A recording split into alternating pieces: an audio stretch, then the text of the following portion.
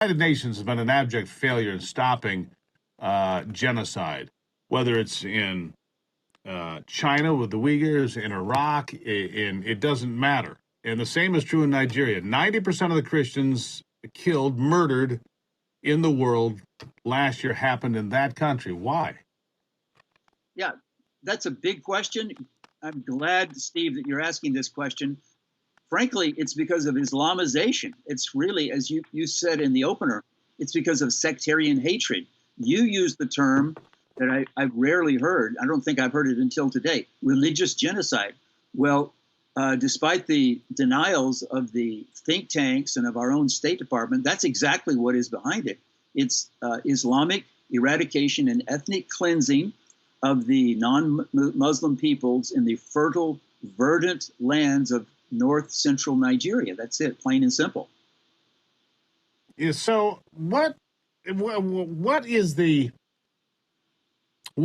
impetus for all of this slaughter, all of this violence, all of this vitriol and hate aimed at just Christians primarily? What is this? What is its root cause?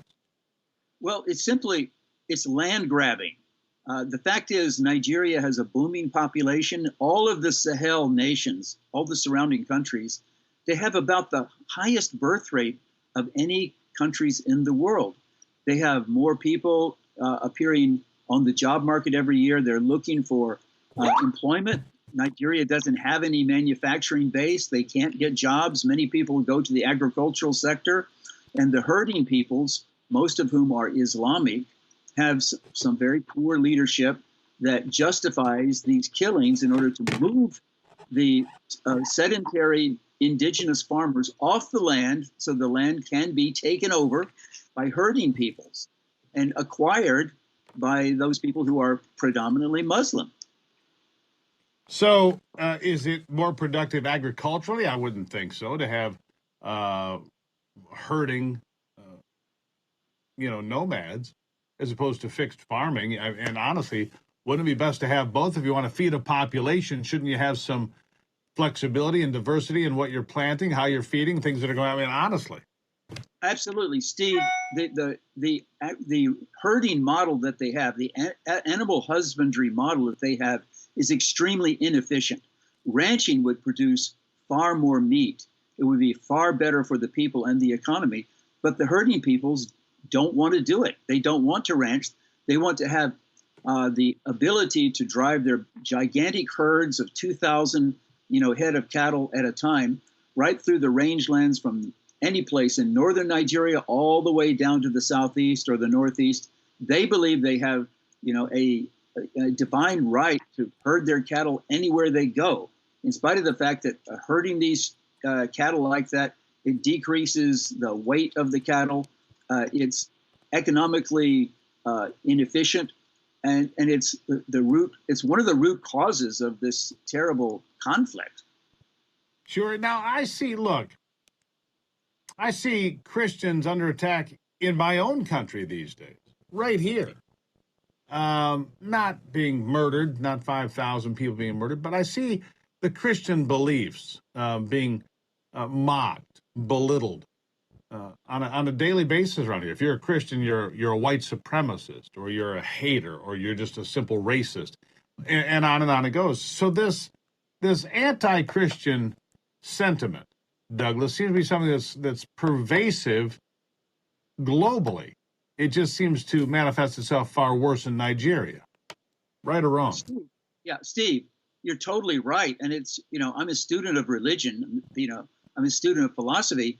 And I noticed from the get-go when I started writing about Nigeria that there are many parallels between the United States and Nigeria. And in fact, what you pointed out is right. We have a civilizational crisis whereby Christianity is being persecuted in practically 100 countries. It's the most persecuted religion in the world.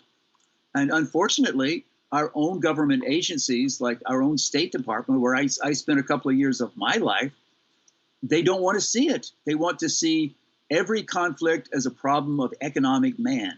They don't believe that religion should be considered a root factor.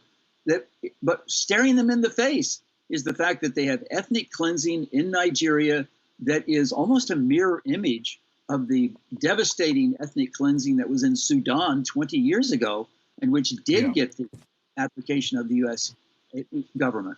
What happened, Douglas? You were at the State Department, you just mentioned. What happened to this country? When I grew up, whether it was Richard Nixon or Jimmy Carter or Ronald Reagan, doesn't matter.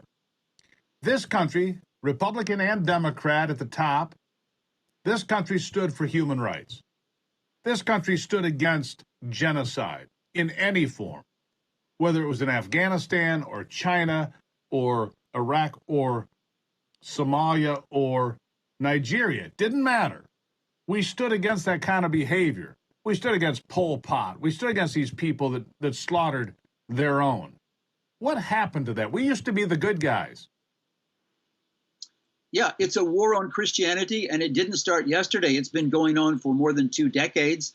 And I think that the churches and their advocacy groups have been partly asleep on this. The issue came up in the Republican debates last week. Some of the candidates pointed out that America is losing its moral force. It's losing its position. It's losing its credibility as a nation, as a city on a hill. That we've lost our sense of moral impetus. Right? It's no longer we're no longer it's no longer morning in America. Yet, in fact, the peoples in Africa look to America. They loved the America the way it was 30 years ago. They loved the America of Ronald Reagan's period, and they looked to the United States for alliance and protection, not realizing that Christianity is under attack in the country where it was a beacon for so many decades.